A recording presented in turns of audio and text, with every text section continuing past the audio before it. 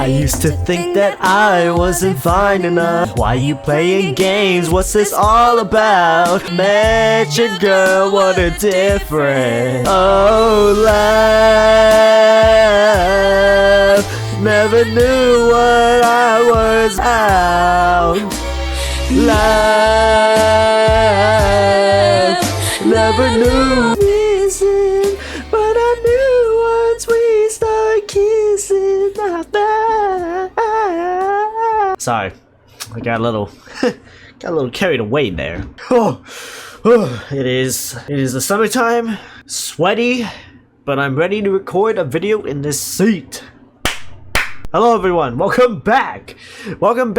Happy summertime, happy whenever you're watching this time, because it is now time, once again, to return to the greatest series on earth, the Garroott Friendly Request, also known as the GRFR. Thank you for the requests once again. Well, you know, the ones that have been building up ever since I started receiving requests. I think the last one we did was the Pixies, Surfer Rosa. So, there's that. We are now going to another album by a band, by an artist who I have heard of before, but have never gone out of my way to listen to an album of theirs. And what album am I talking about? And what band am I talking about? You know, let's just say that band. The band Carseatheadrest and the album Teensofdenial. This isn't the album that comes to mind when I think of Carseatheadrest, because if you notice that they have this one album with a very interesting album cover, the album being called Twin Fantasy. That is probably the first album that comes to mind if you think of Carseatheadrest. I'm not sure. I'm no Carseatheadrest enthusiast like most of these artists, but still, I have heard of this album cover, I have heard of this album, and I have heard of Carseatheadrest. And they actually did release an little EP, an album. Jesus Christ, it's also an album earlier in May. So I probably need to get to that. But I did want my first Carseatheadrest album to be, I guess, in this setting and with this album, because this was requested before I even knew they had a new album out. Oh, I will mention who the lovely person was that requested this. Under my Tally Hall video, it was by a person called Mr. Kite. They're now called Neutral Milk, so it's no longer Mr. Kite. I think I wrote down Mr. Kite. Unless you changed your name to Neutral Milk, then yeah, you're the guy. You're the person. And thanks for the request. Of course, if you don't know how this series goes, you request an album. You request an album, tell me about the artist, tell me about the album maybe, comment it, message me it, whatever. And yeah, I will note it down. I have a super long list that will be backed up, which is, you know, fine. And yeah, it will be added to that list and pile that will eventually be chipped away, you know, here and there. But considering I haven't uploaded a friend request video in 1 month, apparently. It'll take a bit. Alright, cool. Seeing as this is an hour long, I suggest we get into it. But first, the formalities. In November of 2015, Will Toledo told, I'm assuming that's a band member, told Billboard.com, Teensofdenial came from the caption on eBay of the photo of that I'm going to use as the cover of the image. It's a vintage photo of these two teenagers. And then Teens of Style came after that, so I just paired it up. Toledo tells Under the Radar, I tried to give this one a more cohesive shape. It's easy to give it that feel recording with a band in a studio. Beyond that, it's lyrically self-aware, and not a compilation. So the concept behind it is that it's a self-aware album that isn't a compilation, okay? Writing Teensofdenial was actually one of the longest processes I've had of writing an album, he says. I wasn't writing anything I was happy with. I had a bunch of stuff to deal with and life plans to make, and amongst all of that, I just wasn't in the right emotional state to really be writing music and be happy about it. Cool. Though he wrote the majority of Teensofdenial in his old house in Williamsburg, Toledo wouldn't have a chance to properly record any of it until he picked up and moved across the country to Seattle. Fun. Where about a year later he hired a backing band. Guitarist Ethan Ives drummer Andrew Katz, and bassist Seth Dalby. And Matador took notice of self-recorded albums like How to Leave Town, Nervous Young Man, Twin Fantasy, the one we know about. His new label then hooked Car Seat Headrest up with Pacific Northwest super producer Steve Fisk, Low Soundgarden, who recorded Teens of Denial at Soundhouse Recording Studios and Avast Recording Company. Then mixed at his own house just a couple of blocks away from the studios in Ballard, Seattle. Excited though he was, Toledo, who had always self-produced, needed to adjust to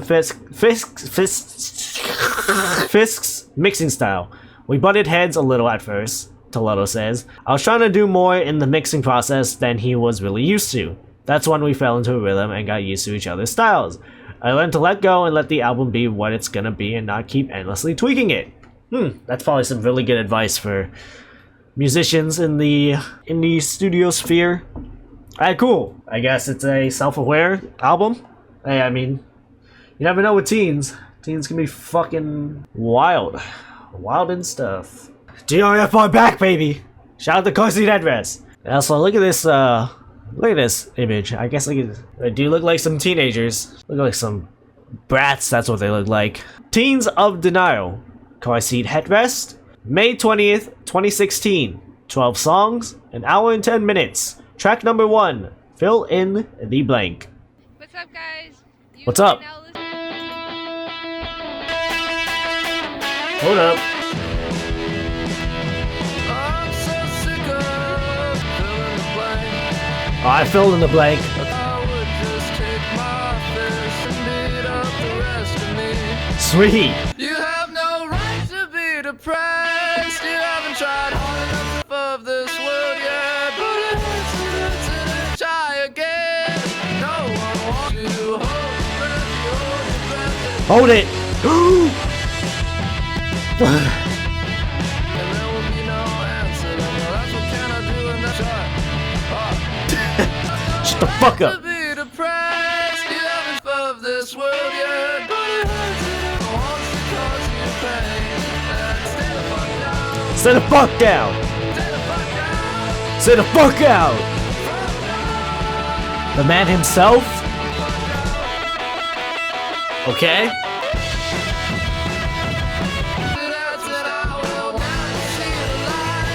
Holds his breath, he holds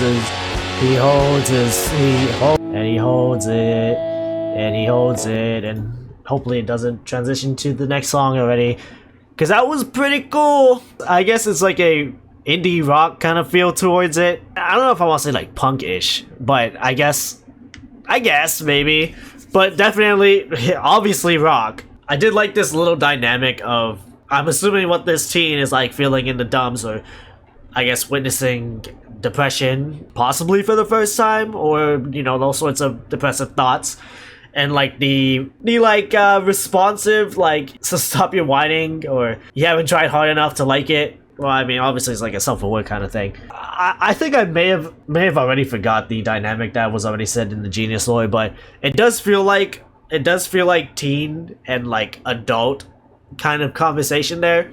It's like when a teen is like, "Dad, why do we exist in this world?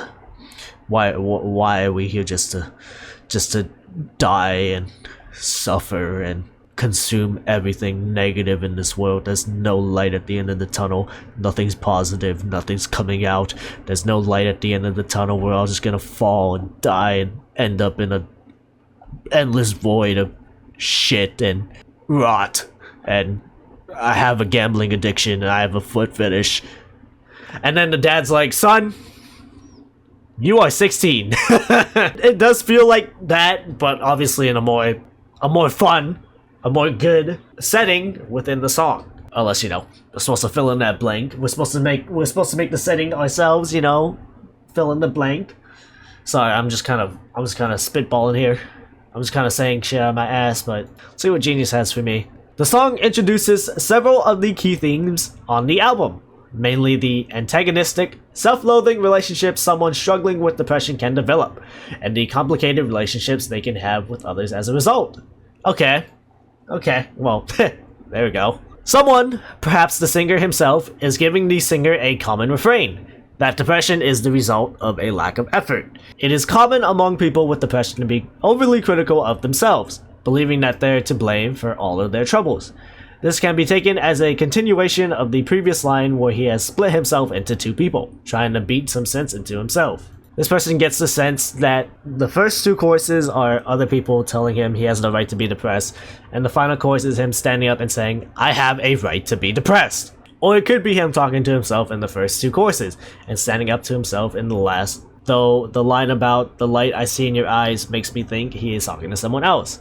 I doubt very much that he is talking to someone else with depression and telling them that their depression is not as bad as his. That would be a horrible way of going through it. But then again, I've personally never been in a medically diagnosed depressive state, so I'm obviously not one to be mental slump police here, but I don't think that's a good way of going with depression and other people with depression. It's like, you know, my depression's way worse than yours, so I think you should just shut the fuck up. Obviously, that's probably not the intention carseatheadrest had going in, but if someone did think that way, then yikes.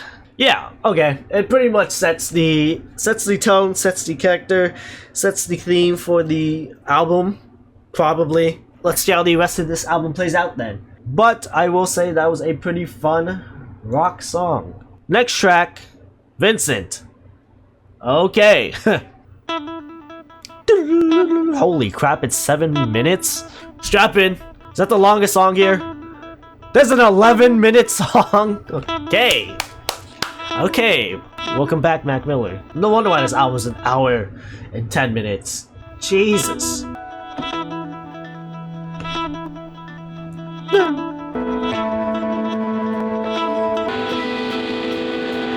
Okay, we're building.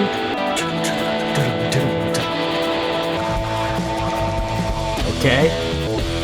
Half the time I want to go home. I also want to go home. A lot of tourists in the summer months. Hey, I know a place like that. Hey, I don't need the complications. I'm just in it for the beat. Pure sadism. Pure sadism. Pure sadism. My story in the future and the side effects. Okay. I could go on the Wikipedia page for myself a drink. Tell myself what's coming to pass. Hello? Hello? Is that a trumpet I hear? Okay, hold up. This fucking jazz rock? Prog? I don't think it's prog, but it does have like this Miami Beach type of feeling. Intoxicado! We're getting bilingual today. Hello? I'll send in Matt. Hi, Matt. Trash. Okay, buddy. Okay, buddy.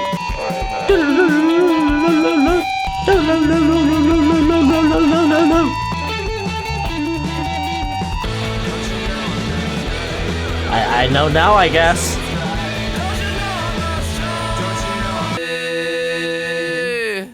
Wow, what a pretty lengthy song we got here. Wow.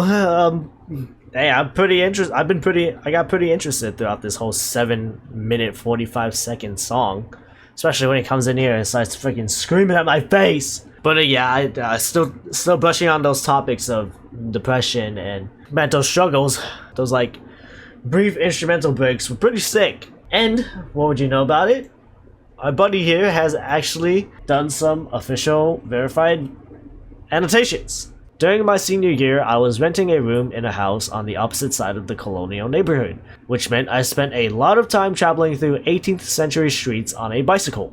I think this is a metaphor to his songs and his depression. His songs make us feel emotional in a way, but it's only temporary. We can relate to him while we are listening to the song, but after we take off our headphones, we are in our own lives.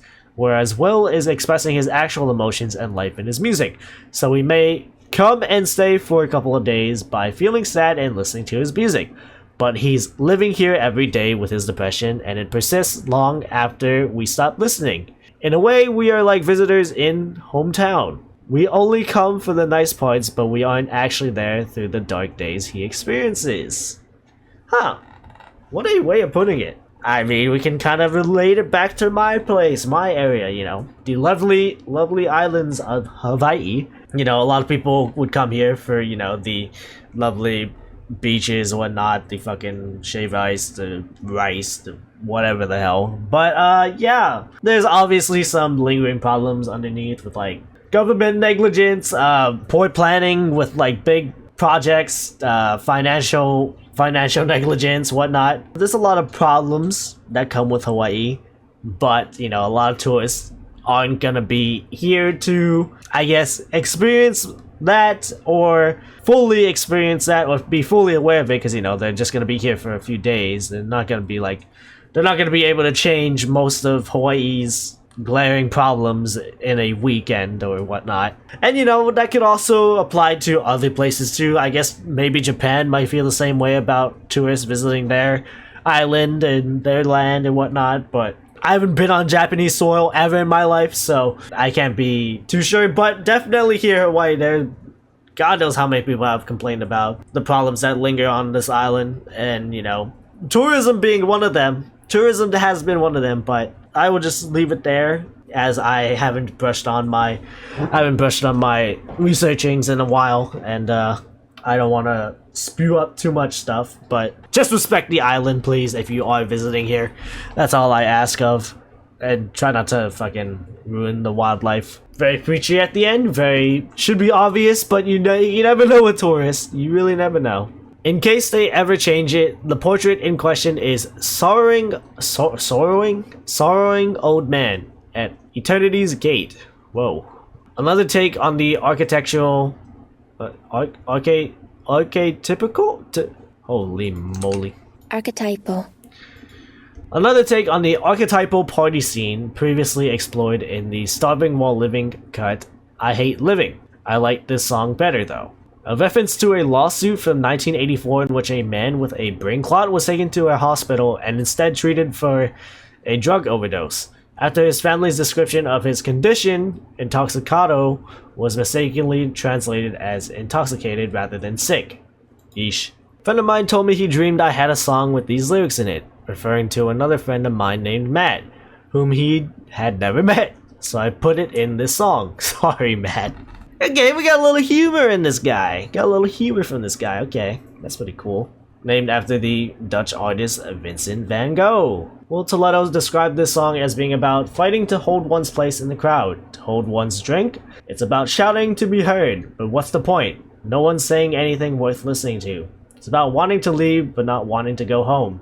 Music is too loud. Clips, Let God Sort 'Em Out with Earth Gang. Can't wait for that album. So yeah, pretty good song, pretty lengthy song, and it's pretty good for the 7 minutes it's there. Alright, cool, off to a pretty good start. Next track, Destroyed by Hippie Powers. What a title.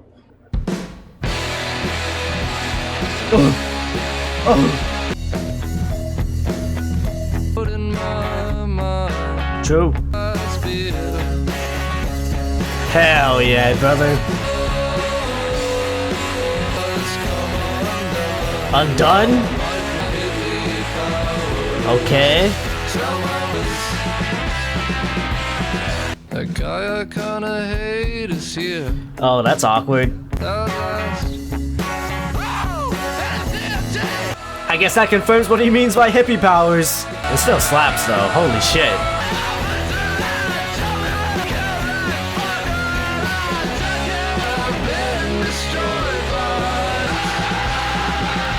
Jesus Christ, buddy. I do like the emotion Will Toledo is showing throughout the vocal sections. And you know, the rest of the album too, but like, holy, my guy can scream, huh? I like it. I like it. Get angry. Get emotional. That's what teens do.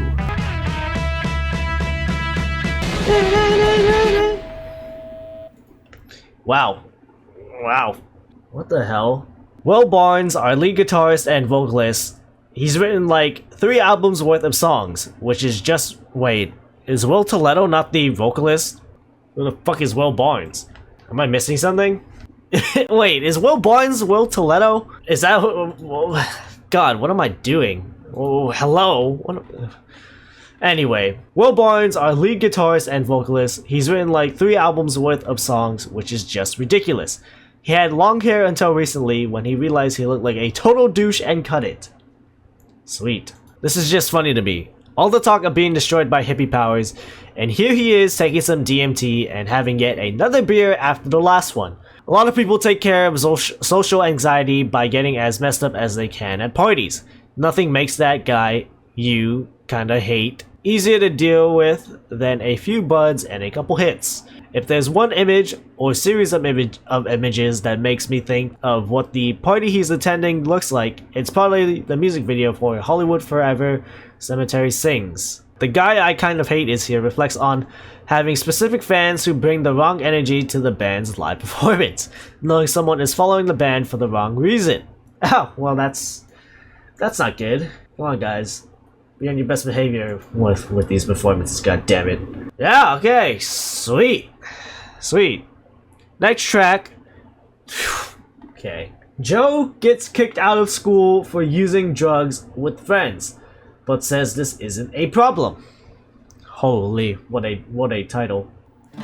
I get to know myself, feel good when I know it's the last one. Hello? That upcoming line? Last Friday I took some piece of shit. Oh, Stupid sweet. looking jacket.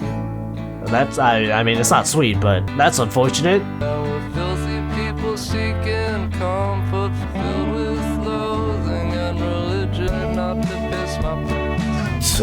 Sweet. Oh, Jesus. The man himself? Father and Well, I'm sorry, man. we are just teens who start getting drunk. There were people getting high, letting alive. I say that a lot too, don't worry. I'm relating with the teens. Sorry, that's shut the fuck up. I don't want to talk about it. I like the I like the zaniness of the vocals too. Shitbag civilian, afraid of the when my dad showed up. Uh-oh. Against the will of our father. Okay, I'm getting more lore about this teen. This teens who start. I get it. I got that. Just going along with the modern style. Drugs are better. Drugs are What? better. What? Friends are better with drugs are better. Okay. Are Better than? Hey. Hey. Hey. I mean, what better words to say? Drugs. Anyway, pretty good song. Pretty good song. Next track. Not What I Needed. So true. I have no Josie's on a vacation far away. Come around and talk it over. Okay. Fuck yeah! Oh, hello?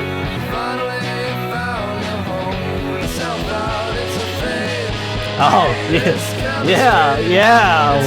Oh, yeah. I love those excuses. I love those reasons.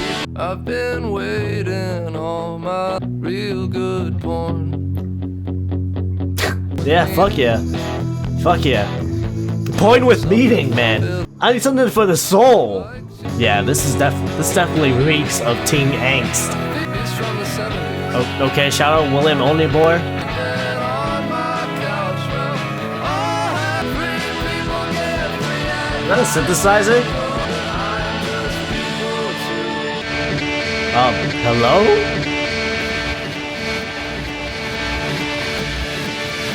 Is he talking about the album right now?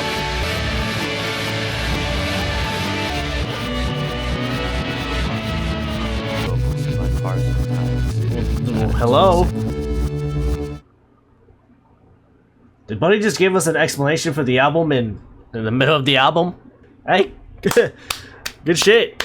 Good shit. Did I add the song? I'm saying though, I'm pretty much liking this album a lot. It's not the hardest. I'm not hearing like killer solos or whatnot. It's not like that crazy of a run. But I mean the way this album goes on upon itself, it's just it just feels right for the setting we're in. The zaniness, the sarcasm, the self-loathing of a teen sounds like someone in the teen phases of their life. It's very angsty, anxious, all that kind of stuff. And yeah, I'm liking it.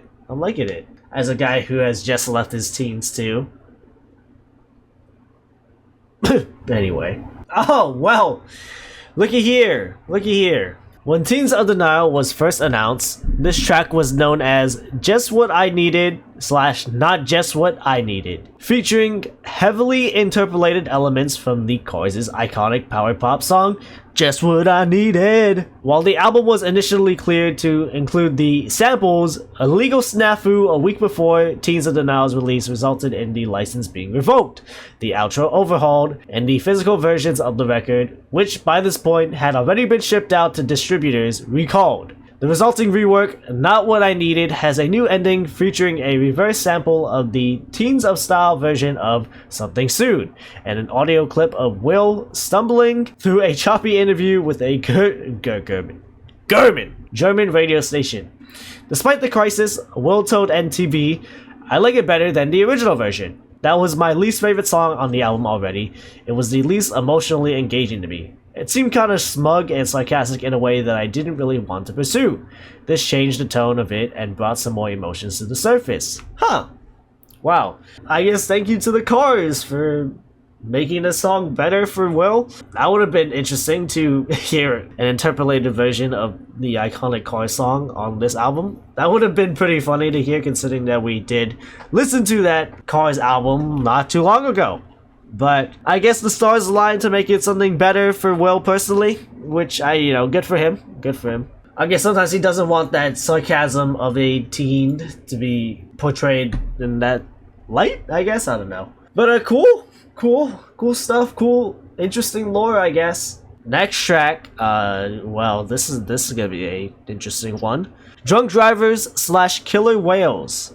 Gee, I wonder what this is about. The backseat of my heart, my love tells me I'm a mess. Left my keys somewhere and it comes and goes. Fucking pro. Sweet. My parents would be proud. On the floor, forget what. It's not a race at all. We're just trying to get home. Drunk drivers, drunk drivers. It's not okay. Drunk drivers. Drunk. You should become such a negative person.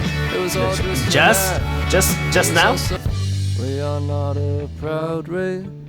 I'm only trying to get home. Oh, hello? Giving you shit again. But you know he loves. Turn off the engine. There we go. That's the whole point, man. That's what we gotta be telling people. Killer whales. It doesn't have to be like this. It doesn't have to be like this. Killer whale. The Killer Whales bit is inspired by Blackfish, which is a depressing film. Can someone let me know how fucked that film is?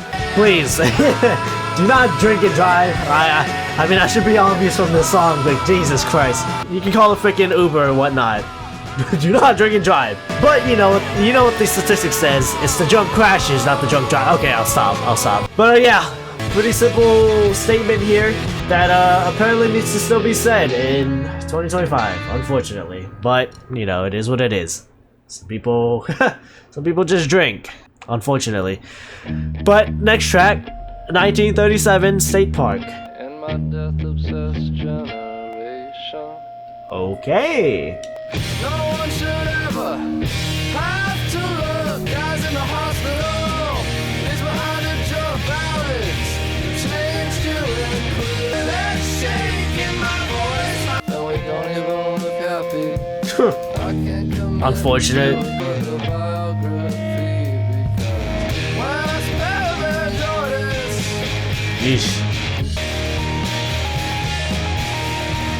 Ooh, hold the fucking phone. Okay, nice little solo section.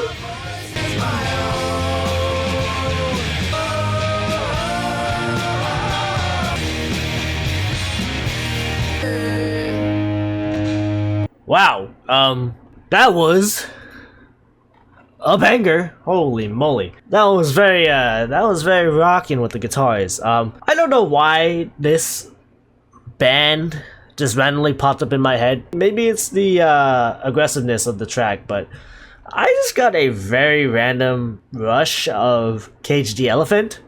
You know, the lovely, lovely Cage the Elephant. Specifically the song Spiderhead. I don't know why.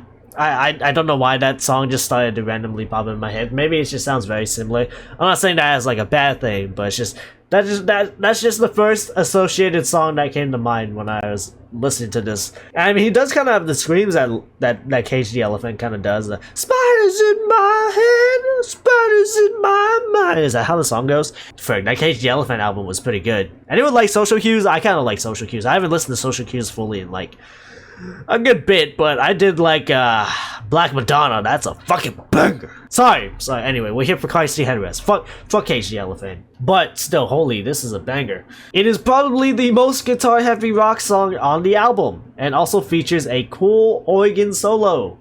The title of the song refers to a handwritten note found on the photo that is used on the album cover.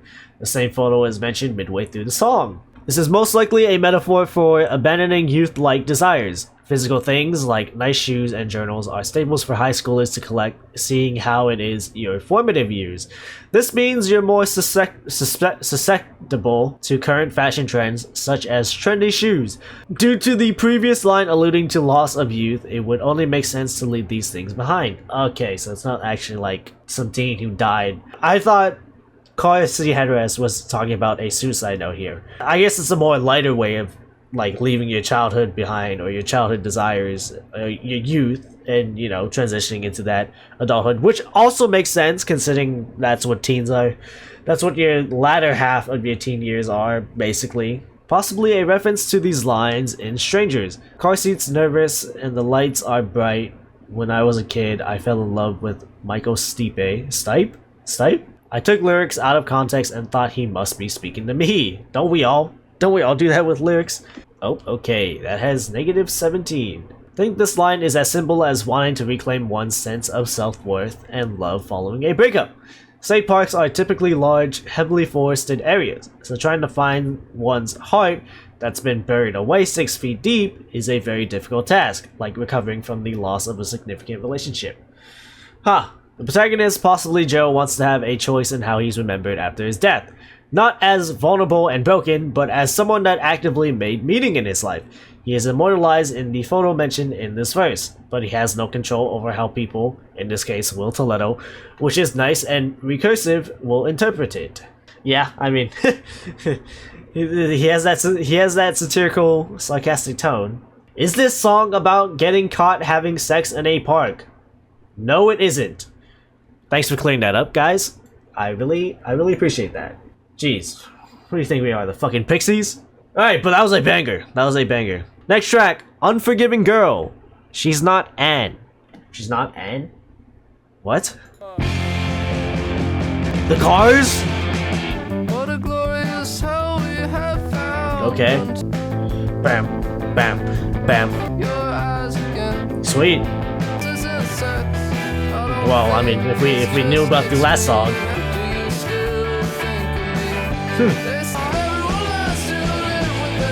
True. Hey, this drum pattern though, what the fuck? Fuck, I'm already adding it to the playlist. This is God, this album's kinda good. Jesus. Ow, my ass. She moves and she speaks and she's on a chain, gotta tell the difference. Hello? It's a small world single. Yeah. Dancing. It's an unforgiving world. True. He's not an unforgiving girl. Oh. Gunner writing fire. She's not an unforgiving girl. Cinema. Unforgiving. Okay, buddy. Okay, well, Will has some of his own annotations here, but we are gonna have to zoom past because, you know, this is still a pretty lengthy album. But my god, another emotional, screaming, I don't want to say climax of the album. I don't think this is a climax of the album, but yeah, it's a pretty interesting rock love song, basically. You know, not like a typical love song, but you know, it's a very emotional one about a lovely woman, if you interpret it that way. God, that was a banger. That was a fucking banger. I can't lie. This whole album's been a fucking banger. But next track, we will move on. Next track, Cosmic Hero. Is this the 11-minute one? No, it's 8.5 minutes though. Strap in. Trumpet.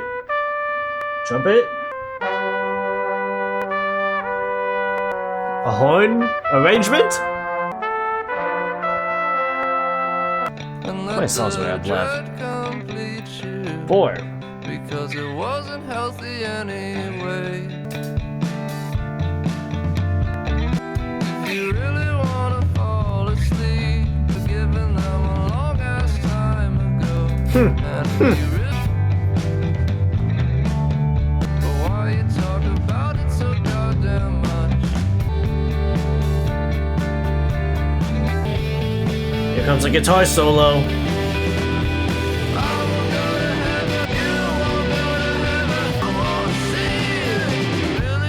Yeesh.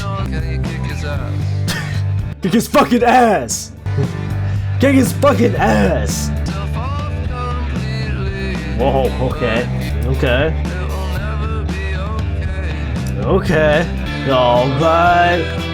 Alright. Fuck you!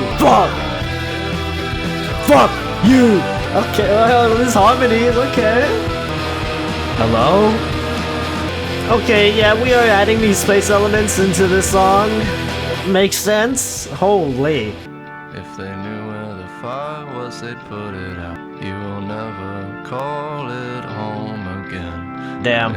You know, the inclusion of like religious things in here, you know, it does give a little bit of character to the character in the album, the teen. It does sound like he was growing up in a religious household or a religious family. Okay, adds a little bit of depth and lore to the album. You don't see him there. Holy, that's probably one of the most beautiful parts on. Oh, fuck. There we go, added. Holy, that section over here, you know, that's probably one of the most beautiful parts of the album. Jeez, okay. I didn't know they could harmonize and make it spacey like that. Fuck, okay. Next track, the Ballad of Costa, Concordia?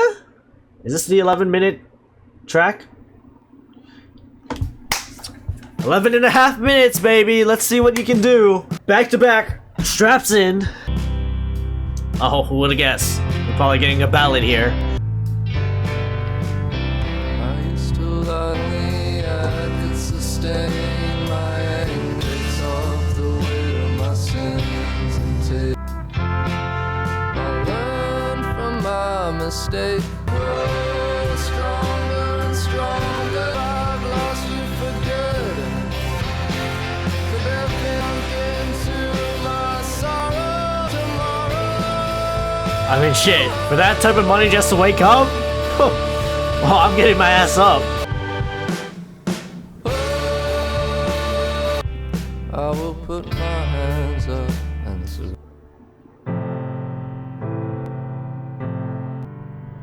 We have reached the 5-minute mark. It was an expensive mistake.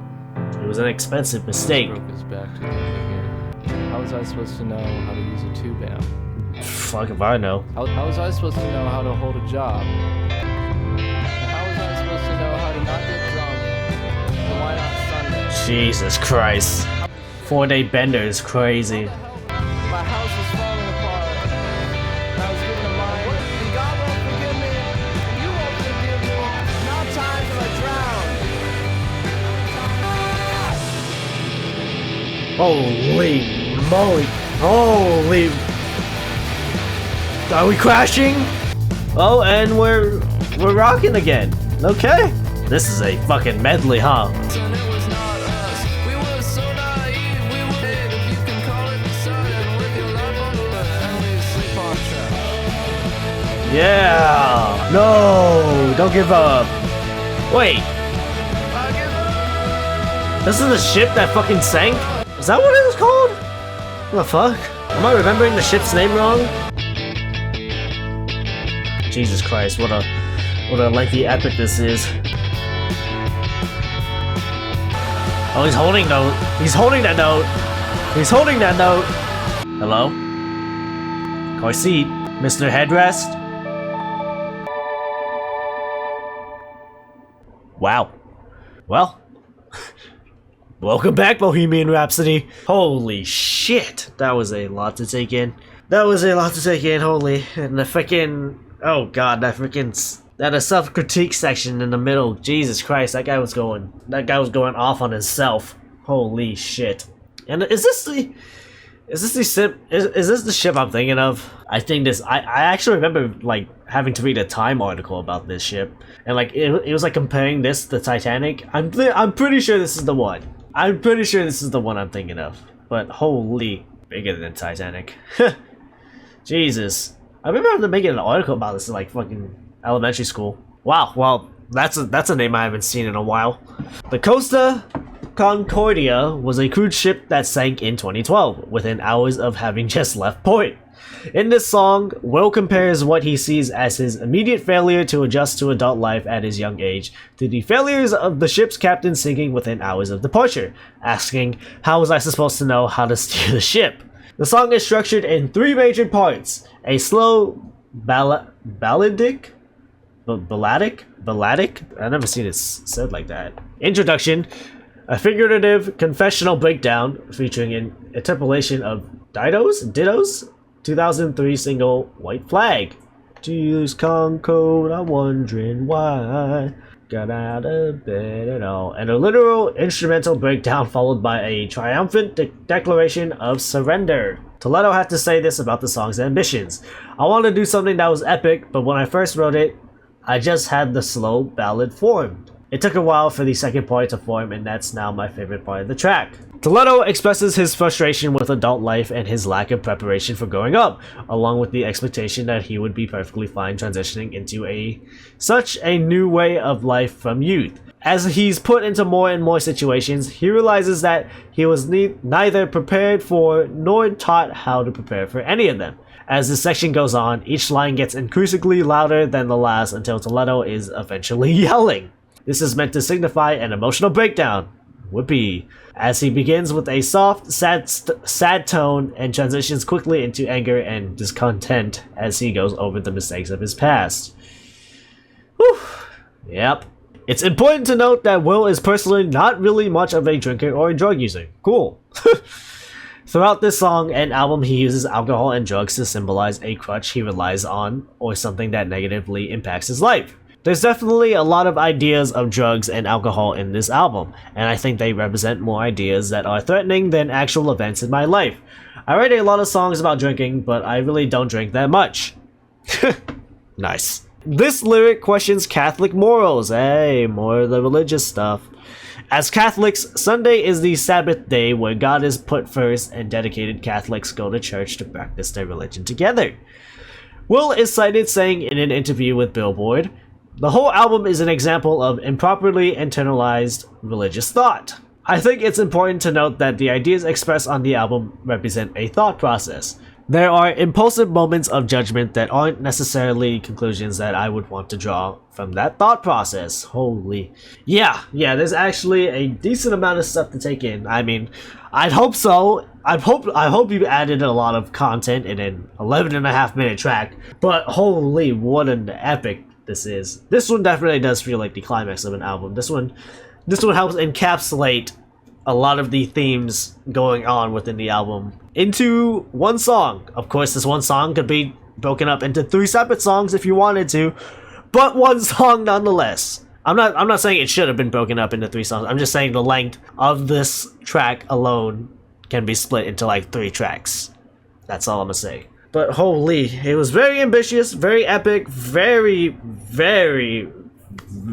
self-loathing, but it fits the entire point of the album, and I like it. It's a lot to indulge in, because the first half, or the first part, you kind of just, as you can tell, I was just kind of sitting there, just listening and feeling the mood. Then, my god, does it ramp up as the song goes on. There's a lot to pack into here, and there's a lot you can look into with the song. I'm sure Mr. Headrest has packed a lot of things that tie into the album themes throughout the lyrics here, but, you know, it's an 11-minute song. I can't, I don't have all the time in the world. But, anyway, great song. Great song. Next track, second to last track, Connect the Dots. The Saga of Frank Sinatra? What?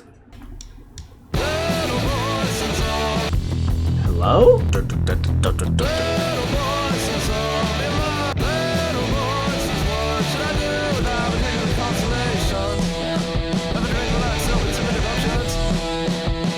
Okay, Mr. Spitter. Ryan, I know that. I know Nathan. There's two Nathans. Gotcha.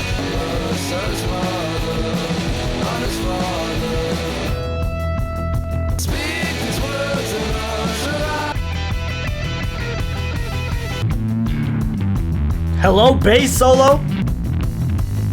Holy fucking shit, they got everything on this album.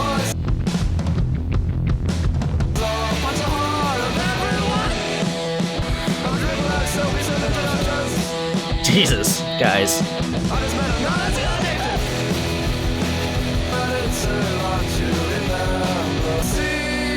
Hello? Oh, come on. Come on, my band's cool. Okay, well, that's kind of true. Hello? What are we doing?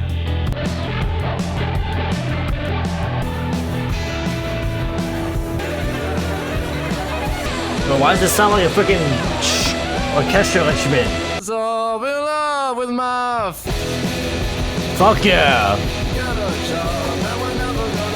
Yeah, most relatable lyrics here. But can you please censor that word?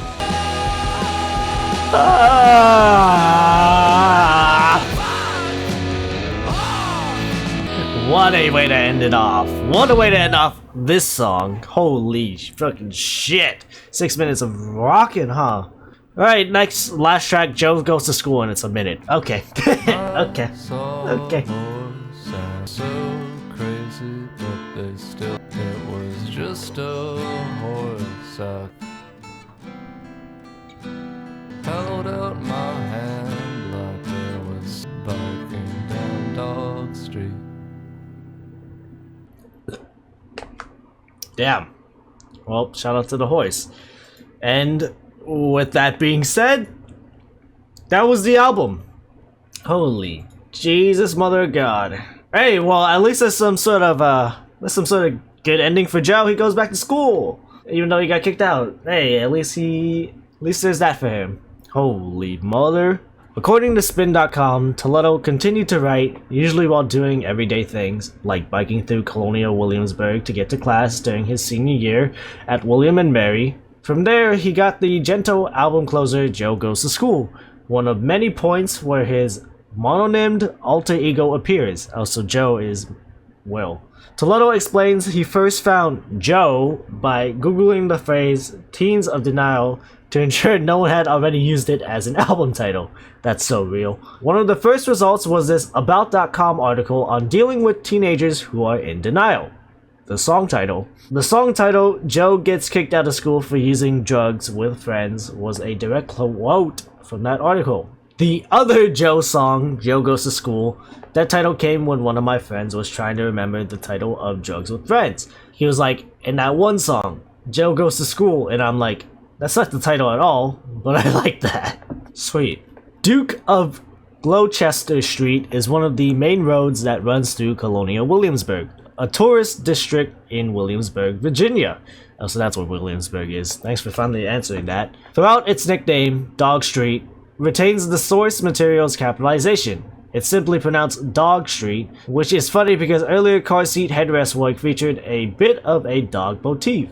It all comes full circle when you realize the next album was a reimagining of Twin Fantasy. Well played, Will. Huh. Well, okay, well, what a way to end off the album, I guess. A nice juxtaposition for what we've been hearing. You know, a freaking minute-long song to end off a minute-long song plus it's soft. What a way to end off the album, I guess, and I guess gets us primed for the ending, because that was it. That was my first car seat headrest album. That album being Teens of Denial, and wow. Yeah, I really liked that experience.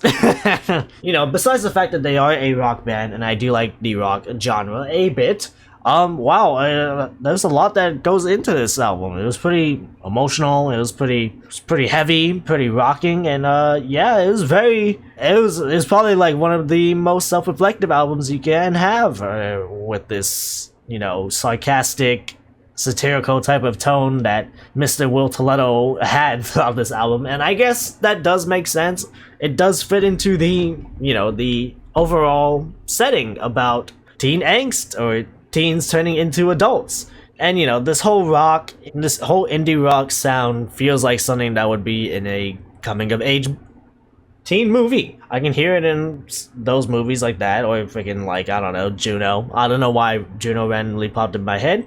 Probably because that's the last movie I watched, because it was free on YouTube Premium for some reason, and I watched the whole thing. Shout out to Elliot Page and Michael Cera and the whole movie, I guess. It's Anyway, I can definitely hear some of the songs on this album into that soundtrack. If you know any other coming of age teen movies from like around that time, I can definitely see that being in there. But man, it just makes me wonder what what I'd think about this album if I did hear it as a teen, because you know, teen me, he didn't have everything figured out, but he wanted to feel like he had things figured out. He felt like he had a plan for the future, you know, either get into college or do this music YouTube stuff. But I have stuck to my words a little bit. I mean, I did finish college like I did plan to do. I am doing YouTube like I plan to do, but it's not really like, it's really not something you can prepare for. Like, even though you have a somewhat set plan of what you want to do, like sometimes it just doesn't turn out the way you either envisioned it or expected it to be. Because there's this one, I know I'm kind of going on tangents, but there's this little announcement I had at the beginning of like my 2093 reaction about how I wasn't gonna be like the music react guy. And now I have like 70 plus videos of me reacting to music, and that's practically the main crux of this channel now. You really never know. You really never know what happens in your life moving forward. You can try to predict it, but a good handful of the stuff you expect to do in life, it's not always certain, and it's not always as predictable as you think it'd be, basically. But I definitely had such anxious thoughts heading into my adult years. Sometimes I feel like I'm still in my teenage years, even though I'm fully aware that I am now an adult in my early 20s, and that I have to pay taxes and whatnot, and get an adult dentist and an eye doctor and whatnot. I'm just trying, and that's what a lot of teens probably are experiencing, especially nowadays with the current climate we're in. You know, 2016 was almost a decade ago now. Next year will be this album will be a decade old, and if I didn't get requested this album, I may have reacted to it or put it in my ramble for next year. You never know. It's that's just one of the themes I feel like I can relate to when it comes to an album about teens growing up. You just never really expect what life brings once you get out of that growing, learning phase in your life. And that doesn't change once you become an adult. God knows there's probably people in their freaking 50s still learning about what to do in life. Who knows, baby? I might be that in my 60s. I don't know, that's the thing. I guess it brings some sort of existentialism into this album too. But obviously the main crux is like this whole coming of age teen from Car Seat Headrest. And yeah, it really just makes me curious as to what teen me would have done had he heard an album like this, even though he was pretty content with the music he was listening to, even if it was such a super small bubble. It really just brings curious thoughts to my growing years, I guess. Mental growing years. Physically, I am pretty much the same height, but that's another story. Anyway. Of course, I've never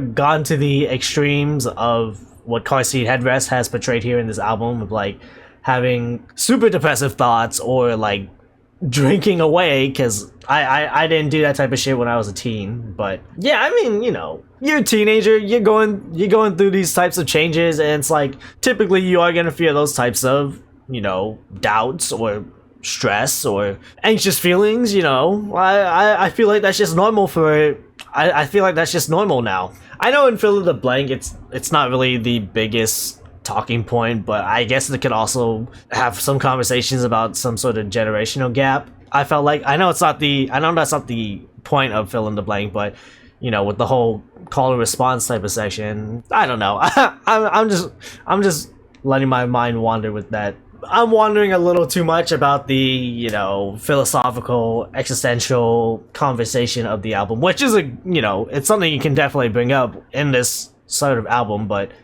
I might be rambling too much. But there is some conversation to be held with that. Still, my God, a lot of these tracks go pretty hard. Connect the Dots, Unforgiving Girl, Fill in the Blank too. But there's also softer tracks, you know, obviously the ballad and the final track. It's not full throttle rock. Obviously there's slower parts to help with the overall album experience, and they do it well. This is done well. I actually like this album a really lot. This just feels like a really relatable album, even if I haven't experienced everything portrayed in this album to a T or 1-to-1, but yeah, I just get those, you know, those mental obstacles is just very relatable to at least my situations when growing up, and you know, I guess in current life too, because I don't know how old is Carseatheadrest. God, he was about 24 years old in 2016. So yeah, why is Rivers Cuomo being suggested under Will Toledo? Do they actually have connections towards each other, or am I tripping out? I guess it's just something I can be empathetic towards, and I guess relate towards, and I guess that just helps me gain a personal liking towards the album, and also add to the fact that the instrumentation and the emotion portrayed from Carseatheadrest is pretty good and unique to a certain extent. I don't know why that one song gave me vibes of Cage the Elephant, but Cage the Elephant can be good. And my God, the fact that most of these songs are like 5 minutes and above, and I didn't get bored throughout the album, that's gotta add on some points. Cause my God, what kind of album has 2, 3, 7+ minute songs, an 11-minute track, and how I can't knock it for being long-winded or boring? That's commendable. That's respectable. That's the sign of a really intriguing, interesting, good album. For me, at least. I don't know. Maybe some people might think an 11-minute track is too much and fucking long-winded and boring, but not for me. That was an epic. That was like the epic track. Remember, this is a guy who has grown up on Metallica songs. You know, long songs aren't foreign to me. It's just, yeah. That's all I can really say. But overall, this was a really great experience. Thank you to Mr. Kite or Neutral Milk, whatever you go by now. Thank you for suggesting this album. I really appreciate it, and I think I have a good case of becoming a Carseatheadrest fan if I choose to go down the pipeline sometime in the future. Yeah, okay. With that being said, thank you for watching another friendly request video. In the books. Sorry. Thank you for watching. Like, comment, and subscribe. You know the drill. Watch my other friendly request related videos if you want to. Watch my non-friendly request related videos if you want to. Yeah, I mean, you know the drill. Just let me know if you want to see an album reacted to. You know, if it's something I have heard. Sorry, I probably will let you know that I have heard it before, but there's a lot of music to go around. That's all I'm gonna say. There is a lot of music to go around. I would show you the list, but I haven't updated that in months. Sorry. One day I'll get towards it, but I do have a little notepad on my phone that helps me remember the song's still there. I just haven't translated it to the Google sheet that would make it a little bit more appetizing on the eyes, I guess, in list form. Anyway, yeah, just let me know an album you want to see. You know, maybe one day I will react to Twins Fantasy, or maybe one day I'll just listen to it off camera. I'm not sure. Holy crap, a 13-minute song. Holy crap, a 60-minute song. Wow. Okay, well, yeah. Jesus Christ. Thanks for all the suggestions. Thanks for the support. Subscribe, please. I want 1,000 subs soon. And, yeah. Shout out to Carseatheadrest. Shout out to rock music. Shout out to good music. And shout out to y'all for keeping this series afloat.